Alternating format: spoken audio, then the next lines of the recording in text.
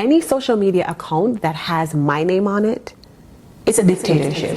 There is no democracy. I don't see the day ever coming either where I might have a couples channel with my husband. I don't know if I share it on here, it means that I've already healed from it. Teach her how to jump and how to stretch when she reach, like the angels do, and you gon' make it through now.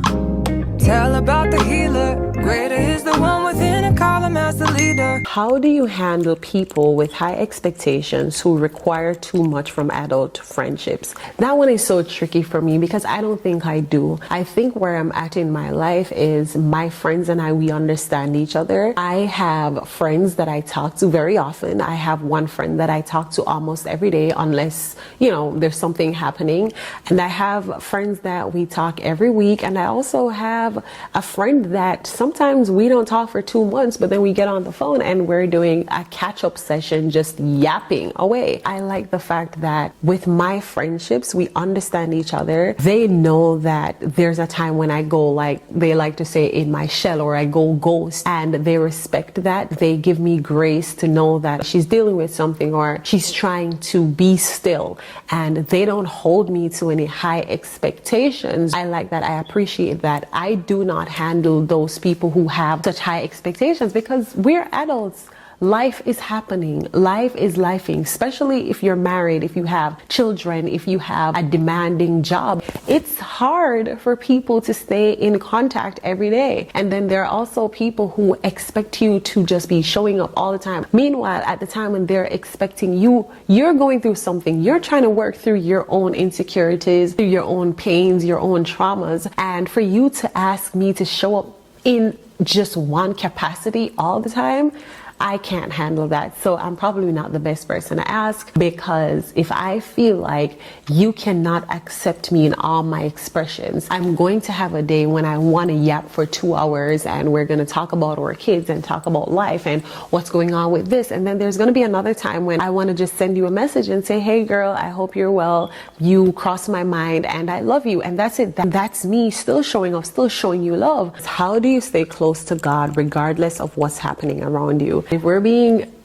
honest and transparent, I don't think I do a good job. I don't think I do as good as I should as it relates to staying consistent, staying connected, because a lot of times life gets so heavy where you might not see that on here. I might not come on and share that, but I've had seasons where I've prayed less simply because I just felt too heavy. Now I'm learning that even with that heaviness, I should still try to at least get in the presence of God. I might not have a lot to say. I might not be able to pray in the spirit. I might not be able to pray without ceasing, but I do try to make a conscious effort to at least create the atmosphere that I can spend time in his presence. What I do know is God has done way too much for me, so going back is not an option for me. Some people have options and that's fine. Some people have backup plans. God is my plan A, B, C, D, E, F, G. There is no other way for me. So there is no life for me outside of the presence of God. I want to dwell in his house forever. I know that that's what I was called to. I am sure of that because of how my life has progressed throughout the years, because of the experiences that I've had and how God has strategically allowed me to go through them, but still pulled me back every time just as I got to the edge where I felt like, okay, now it's surely death, I'm going to fall over. He has intentionally pulled me back. So I know that this is where I need to be. I know that in God's presence is where I will find joy, is where I will find peace and fulfillment and contentment. And those are the things that I want. And so for you to ask like how I remain consistent, the only thing that I'm consistent about is knowing that there is no life outside of this. So the other parts, like the reading my Bible, the praying, the fasting as much as I should, those I definitely need to work on those. I need to put more work into that. I need to be more intentional about my planned time with God. And I'm not talking about morning devotion where you read 2 scriptures, listen to a worship song, sing along with it, and then pray. I mean spending time, setting time aside ahead of time to be in the presence of God, to fast, to pray without ceasing. I don't think I do that consistently, but you know what? I'm working on it and God sees my heart. Another social media one. Do you ever feel concerned that you'll overshare on social media? Yes, I have had those concerns. I have actually gone back and privated videos that I have uploaded before. I'm very, very conscious of that. I'm very mindful about the things that I say. And I will tell you this, if you've been rocking with me for a while, you probably realize that I'm very open and honest and transparent with a lot of the things that I talk about, my experiences, my trauma. I want you to know that I never post anything. I never share anything on social media that I'm not comfortable with sharing. If I talk about it on here, if I share it on here, it means that I've already healed from it. It means that I'm already at the place that I can deal with. It might come back. Someone might say to me later on, and that's okay. I am very intentional about it. I try my very best. I know that there are just some things that I'll never post on here. For example, this channel will never become a couples channel. I don't know. I don't see the day ever coming either where I might have a couples channel with my husband, but I don't know. I cannot say that I will ever share certain parts of my life on here, and I'm very careful, especially if I know that I'm vlogging my child or my mom or people close to me. Those are the videos that I pay really close attention to, what is being said, what is being shown and stuff like that. How do you handle negativity? And I figure this person meant social media, but I'll answer for both. How do I handle negativity on social media? I block.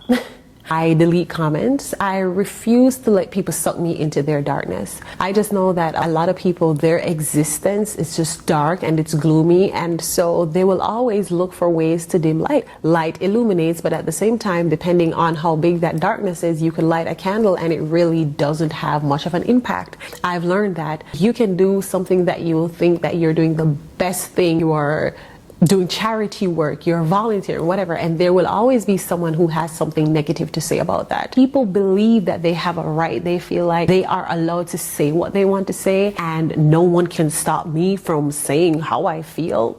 Yeah, you're right, but what I can do is block you so you can't say it on here. I want people to understand that any social media account that has my name on it, it's a dictatorship. There is no democracy. I heard someone say that before and I'm like, oh my God, girl, you said it for me. There is no democracy. It's my rules. It's my constitution. It's what I say. If you don't like what I say on my channel, the only thing you are entitled to is blocking me. So with that, knowing that, being aware that it's my page and it's my rules, I get to block you. This is the last one that I decided to respond to. It says, do you have any advice for mothers raising young girls? I don't know if I have advice, simply because I'm not a professional at the mom thing. What I will share though is that I have a pretty good relationship with my daughter.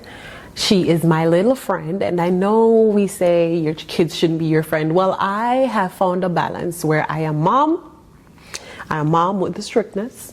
I am mom who has the look. I am mom who and she starts crying. Mom who's stern and strict and firm on my nose and sure about my yeses. However, I am also mom where I want to hear all the juicy details about what happened at school. I want to hear all the exciting things that your friends are up to. I want to hear who's moving too fast. I want to hear who's acting more mature than she is. I want to hear how she feels. I want to know, like, do you have a boyfriend? Do you like anybody? Do you have a crush? I have found a way to balance. Will that work for everyone?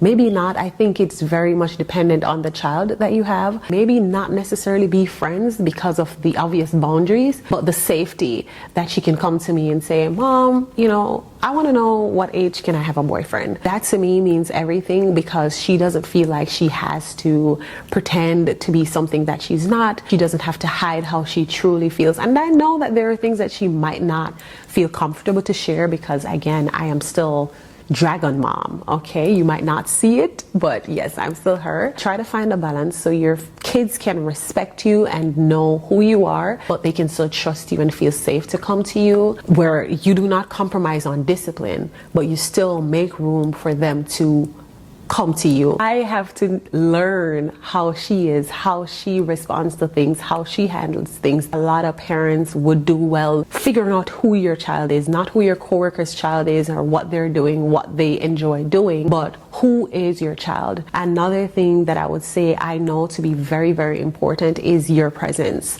Spending time, showing up for them, ensuring that you're there for their special occasions, ensuring that when they turn around, you're there in the room as best as you can, as much as you can, having them know that you support them, that you're always in their corner. I think that's been one of the most important things for my daughter and I know she loves the fact that my mom is coming with the crazy. Sometimes she'd be like, you know what, Mom, you don't have to come, because she knows I'm coming, I'm all excited, I'm all hyped up. But if I do not show up, that will ruin her entire days. So I know that that's very important. Spending time with your children. Your kids will appreciate the things that you buy for them. They will appreciate the material things, but more than anything is they will appreciate your presence. Allow your daughters the opportunity to express themselves. As a mother, you are there to be their guide. You are there to direct. You are not there to make them into anything. God already made them who they are. He already has their path and their purpose set out for them. Your job is never to make them into anything. You can break their spirit though, so try not to do that. But it is very important that you know what you're called to do, and that is to lead them in the right way, to direct them, to give them boundaries, to help them to develop good ethical and moral codes. The first thing I should have said is parent your children. A lot of parents, a lot of moms are out here allowing these children to parent themselves. You pay the school fee, you give them a roof over their head, you ensure that they're always fed. However, you do not take the time, you do not make the time to parent your children. That's very important, because at the end of the day, what they will become will be a reflection of how you raise them. Some of the issues that you can prevent later on comes from raising them, establishing these boundaries early. I really hope that I answered the questions that you asked. I hope that if you didn't ask me a question, then you learned something more about me, or you learned something about me. I hope that this video will help you to just understand more about who I am, how I operate, how this channel will be moving forward. I just want you to know that I appreciate you so very much, especially if you've been with me for a while. Even if you are new here, I still do appreciate you, because there are so many channels that you could be on right now, but here you are spending time with me, here you are supporting. The only thing that I'm going to ask of you moving forward is, when you watch the videos, do not forget to like. Do not, even if you haven't watched it yet, just hit like and come back and watch it later on. Share it with your friends, and when you do, I would also appreciate if you would share it to like your social media, your stories, tag me in it so I can know. Do not watch and not subscribe. Leave the comments below the videos, guys. Stop watching the videos and then coming to my WhatsApp or my Instagram to tell me how you felt about the video. Drop it down here so that the engagement can be here. It would really help my channel grow a lot. Yeah, I think that's it. Thank you for watching this video, and I do look forward to having you in the next one. Bye! Walk her down the valley, pack a piece of heaven for the bottoms of her feet. Teach her how to jump and how to stretch when she reach, like the angels do.